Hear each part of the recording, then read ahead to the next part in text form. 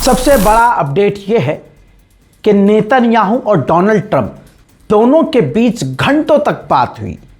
यह बातचीत काफ़ी टेंस थी, गर्मा गर्मी हुई, दोनों के बीच बहुत ज़्यादा तनाव हुआ क्योंकि नेतन्याहू कह रहा है कि हमला करो ईरान पर दोबारा से, जबकि डोनाल्ड ट्रंप हमला करना नहीं चाहता, वो ईरान से डील चाहता है। नेतन्याहू का पूरी तरह से ट्रंप पर प्रेशर है कि कुछ भी करो लेकिन ईरान पर हमला करो।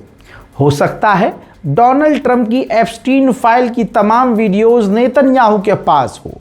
यही वजह है कि डोनाल्ड ट्रंप पर पूरा नेतन्याहू का प्रेशर रहा कि ईरान से डील नहीं करना। बात अब पब्लिक डोमेन में आ चुकी है कि दोनों के बीच तीखी बहस तक हो गई है। वहीं पाकिस्तान के इंटीरियर मिनिस्टर को आप देख सकते हैं, वो ईरान पहुंच गए हैं। ईरान वो खाली हाथ नहीं पहुंचे हैं, ईरान वो अमेरिका का नया प्रपोजल लेकर पहुंचे हैं। जी हां, एक बार फिर से अब अमेरिका की तरफ से प्रपोजल ईरान को दिया गया है। ईरान ने कहा है कि अभी हम अमेरिका के प्रपोजल को रिव्यू कर रहे हैं। बात यह भी सामने आ रही है कि फाइनल ड्राफ्टिंग हो रही है, यानी लगभग अमेरिका कुछ कुछ बातों पर और ईरान कुछ कुछ बातों पर राजी हो सकता है। फाइनल ड्राफ्टिंग का ऐलान पाकिस्तान के आर्मी चीफ ईरान पहुंचकर कर सकते हैं, इस बात की उम्मीद जताई जा रही है। पेज़ेश्कियान ने कहा कि यह जंग हमने शुरू नहीं की, न ईरान कभी भी जंग चाहता है।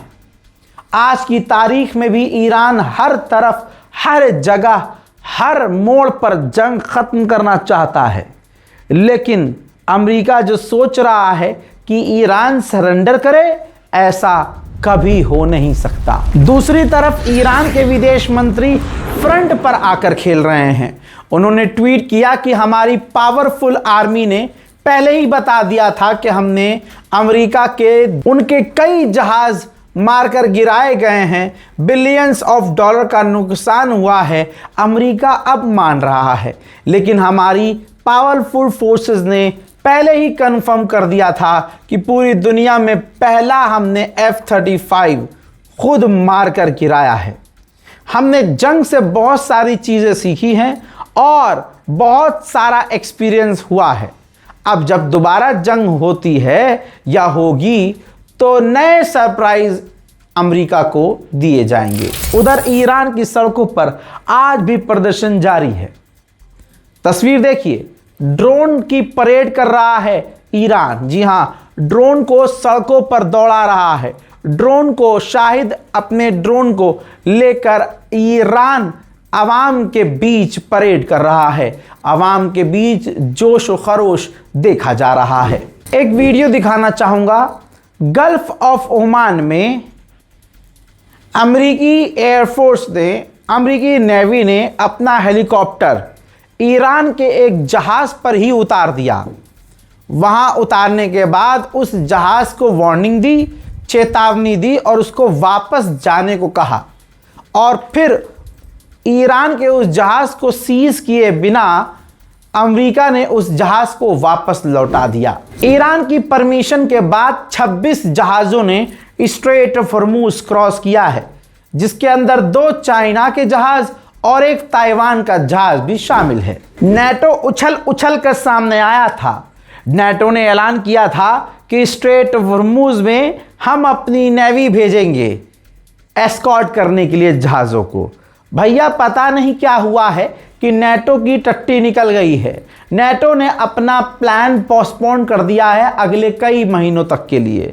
लीजिए गौब गौब। ईरानियन ऑफिशियल ने धमकी दी है कि अगर इस बार हमसे जंग छेड़ी गई तो रीजन का तो हमने वादा किया था कि जंग पूरे रीजन में फैलेगी, इस बार हम वादा कर रहे हैं कि जंग पूरी दुनिया में फैलेगी। यही वजह है कि डोनाल्ड ट्रंप और दुनिया के टॉप लीडर पीछे से हवा ले रहे हैं, सांस पीछे से ले रहे हैं, दम उनका घुट रहा है, खौफ में है कि ईरान के साथ दोबारा जंग शुरू ना हो। डोनाल्ड ट्रंप की हवाई बातें हैं, ग्राउंड हकीकत यह है कि डोनाल्ड ट्रंप ईरान के साथ जंग अब लड़ना नहीं चाहता। बहरीन के अंदर पूरी तरह से शिया सुन्नी जारी है। यहां तक कि बहरीन ने एक बार फिर से कई शिया समुदाय के लोगों को गिरफ्तार किया, सिर्फ इसलिए क्योंकि वो शिया थे और ईरान का समर्थन कर रहे थे। गिरफ्तार करने के बाद उनको जेल में डाल दिया। डोनाल्ड ट्रंप एक देश का राष्ट्रपति है। जब आड़े टेढ़े औंगे पोंगे खतरनाक नशा आराम से कर लेते हैं, तो वो नशा जो करता होगा डोनाल्ड ट्रंप, वो तो भाई एक्सट्रीम लेवल का, ओ गांजा एक्सट्रीम लेवल का करता होगा भाई। एमडी से भी शायद ऊपर कोई चीज़ आती हो, क्योंकि डोनाल्ड ट्रंप ने कहा है कि वेनेजुएला पर हमने कब्जा कर लिया और ठीक ऐसे ही हमने ईरान पर भी कब्जा किया। ईरान पर भी कब्जा किया, जी हाँ। ये कौन से नशे करके बोल रहा है मुझे नहीं पता। कहता है मुझे डील की जल्दी नहीं है। अबे हराम के जने, 4 दिन गुजरता है कि 5वें दिन तू कहता है कि जल्दी से जल्दी डील करो वरना हम ईरान में ये कर देंगे, ईरान को मिटा देंगे। अब झाट चौधरी कह रहा है कि नहीं नहीं मुझे कोई जल्दी नहीं है। फिर कहता है, डोनाल्ड ट्रंप कह रहा है कि नेतन्याहू वही करेगा जो मैं कहूँगा। गुलाबी सुअर ने अपनी बातों को दोहराते हुए कहा, हमने उनकी ताकत को तोड़ दिया, हमने उनकी मिसाइलों को तोड़ दिया, हमने उनकी नेवी ख़त्म कर दी, ये ख़त्म कर दिया, वो अब देखना ये है कि आगे क्या पता हमला करना पड़े, क्या पता हमला ना करना पड़े, ये तो आगे पता चलेगा। ऐसा गुलाबी सुअर यानी डोनाल्ड ट्रंप ने कहा है। गुलाबी सुअर ने कहा कि हमने ईरान को हरा दिया है। अभी हम डील कर रहे हैं, ईरान के लोगों से बात कर रहे हैं। जिन लोगों से हम बात कर रहे हैं वो काफ़ी टैलेंटेड हैं, समझदार हैं, इंटेलिजेंट हैं और उनसे हम बात कर रहे हैं। Iran is a defeated nation. We're dealing with some people, and we're dealing, actually, I must tell you, we're dealing with some very good people. We're dealing with people that are, I think, far more reasonable than the people that are really no longer with us. We're dealing with some people with talent, with good brain power, and we're pretty impressed by it. So hopefully those people will make a deal that's going to be great for everybody. एक report से खुलासा हुआ कि America ये चाहता था कि Iran के सुप्रीम लीडर शहीद आयतुल्ला सैयद अली खामनाई को कत्ल करने के बाद अहमदीनेजाद को ईरान का राष्ट्रपति बना दिया जाए। इसीलिए इजराइल ने अहमदीनेजाद के घर पर हमला किया, क्योंकि ईरान ने उनको हाउस अरेस्ट किया हुआ था। उनके घर पर हमला इसीलिए किया गया कि घर टूट जाए, अहमदीनेजाद घर से बाहर आएं और पब्लिक में आ जाएं और उनको अमेरिका राष्ट्रपति बना देगा। लेकिन इजराइल ने जब अहमदीनेजाद के घर पर हमला किया तो जनाब अहमदीनेजाद खुद घायल हो गए और इतनी बुरी तरह से घायल हो गए कि अमेरिका और इजराइल का प्लान फेल हो गया। ऐसी पूरी रिपोर्ट अमेरिका की सामने आ चुकी है। इब्राहिम रईसी, आपको याद होंगे 2 साल पहले उनकी हादसे में हेलीकॉप्टर क्रैश हुआ था, उनकी मौत हो गई थी।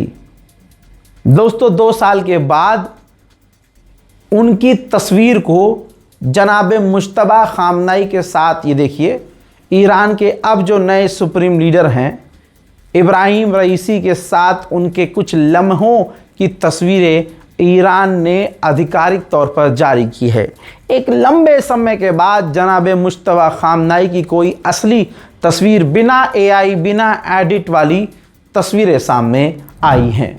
ईरान के विदेश मंत्रालय के स्पोक पर्सन ने कहा है कि ईरान को डेडलाइन देना ये बकवास है।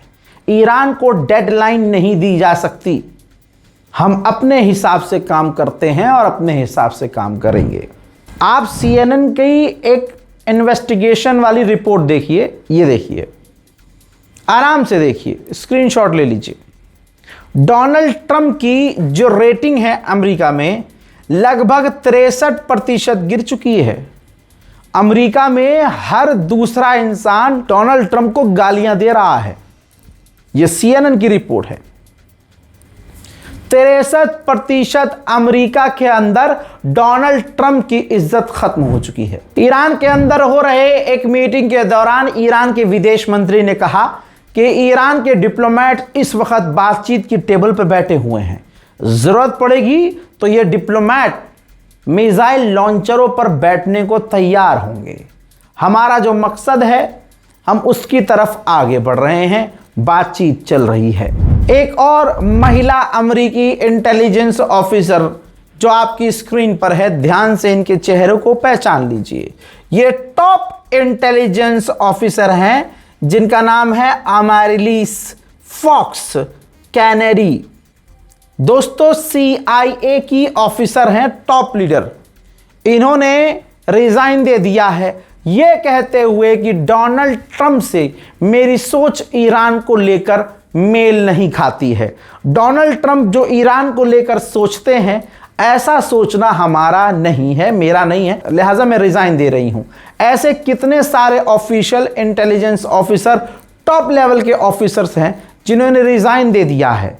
टॉप लेवल के ऑफिसर्स तक ने यह भी कह दिया है कि ईरान परमाणु बना ही नहीं रहा था, सिर्फ नेतन्याहू के कहने पर डोनाल्ड ट्रंप ने ईरान पर हमला कर दिया। यही तो वजह है, ईरान की रिजीम चेंज करने चले थे, साला इनकी खुद की रिजीम अपने आप चेंज हो रही है। हर ऑफिसर छोड़ छोड़ कर जा रहा है और धीरे धीरे सच खुलकर सामने आ रहा है। दोस्तों, फिलहाल के इस रिपोर्ट में इतना ही। ये जो सर पे बांधा हुआ है ये किसी की मोहब्बत में बांधा हुआ है। जब ईरान एम्बेसी में गया था बड़ी भीड़ थी, बहुत लोगों की मोहब्बत मिल रही थी। किसी शख्स ने एक झोला मेरे हाथ में दिया, एक चिट्ठी मेरे हाथ में दी, कहा कि ये हमारी तरफ से आपके लिए हदिया है। अब हमारे सेक्रेटरी साहब थे, उन्होंने हाथ से वो झोला ले लिया और लाके दफ्तर में किसी कोने में रख दिया। महीना भर बीत गया, उस पर चिट्ठी पर नज़र नहीं पड़ी। अचानक से नज़र मेरी पड़ी, चिट्ठी पड़ी। काफ़ी ज़्यादा उस चिट्ठी में प्यार था, मोहब्बत थी, इज़्ज़त थी। उन्होंने ये गिफ्ट किया और कहा था कि ये साफ़ा, जो साफ़ा आप पहनते हैं वो आपके सर पर, आपके कंधे पर अच्छा लगता है। मुझे काफ़ी वो दिल पे लगा, लिहाजा ये साफ़ा उन्हीं की मोहब्बत में पहना है। मुझे उम्मीद है कि ये वीडियो आप तक पहुंच रही होंगी, आप जहां भी होंगे, और आपकी मोहब्बतों का बेइंतहा मैं शुक्रगुजार हूं। फिलहाल के इस रिपोर्ट में इतना ही। जय हिंद।